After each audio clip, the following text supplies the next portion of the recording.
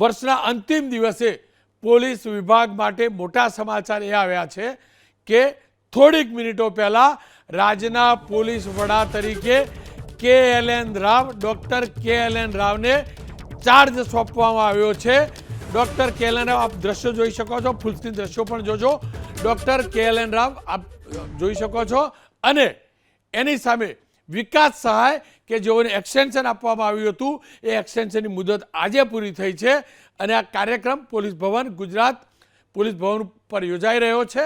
વિકાસ સહાયને police વિભાગ આજે વિદાય આપશે સેવાનિવૃત્તિ બાદ 6 મહિનાનું એક્સટેન્શન અને એ આજે પૂરું થતું હતું અને ગણતરીની મિનિટો પહેલાં જ આદેશ થયો છે અને KLN રાવને ઇન્ચાર્જ ડીજી એટલે કે ઇન્ચાર્જ પોલીસ વડા તરીકે નિયુક્ત કરાયા છે। પરંતુ એની સાથે સાથે એમની પાસે જે CID ક્રાઇમ અને રેલવેનો જે ચાર્જ હતો તે યથાવત રહેશે।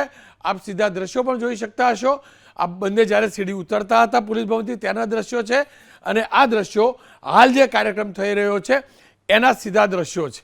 ફરી એકવાર કહું છું, રાજ્યમાં નવા પોલીસ વડાનો ફૂલ ટાઈમ નથી મુકાયા પરંતુ ચાર્જ જે છે તે ડૉક્ટર KLN રાવને સોંપવામાં આવ્યો છે। KLN રાવ એક જાબાદ પોલીસ અધિકારી છે અને તેલંગાણાના વતની છે। તેલંગાણામાં તેમનો જન્મ થયો છે અને તેઓએ MSc PhD સુધીનો અભ્યાસ કર્યો છે। સાથે જ તેઓએ લાંબા સમયથી ગુજરાતની અંદર સેવા બજાવી છે। 1992ની બેચના IPS અધિકારી છે। અલગ અલગ જિલ્લાઓની અંદર અલગ અલગ રેન્જમાં તેમને સેવા આપી છે। હાલમાં CID ક્રાઇમના વડા છે। આપ ફૂલ સ્ક્રીન દ્રશ્યો પણ જોજો। આ ચાર્જ સોંપાઈ રહ્યો છે અને સાથે વિકાસ સહાયને વિદાય અપાઈ રહી છે। આપ કેમ કે ગઈકાલે જ પરિપત્ર જાહેર થયો હતો પોલીસ વડાના એટલે કે રાજ્ય પોલીસ ભવનની અંદર જેટલા પણ અધિકારી કર્મચારી છે તેઓ ફૂલ ડ્રેસની અંદર આવે અને આજે આ વિદાય સમારંભના સીધા દ્રશ્યો છે। સેવા નિવૃત્તિ બાદ તેમને વિદાય અપાઈ રહી છે। વિકાસ સહાય 6 મહિનાનું એક્સટેન્શન અપાયું હતું।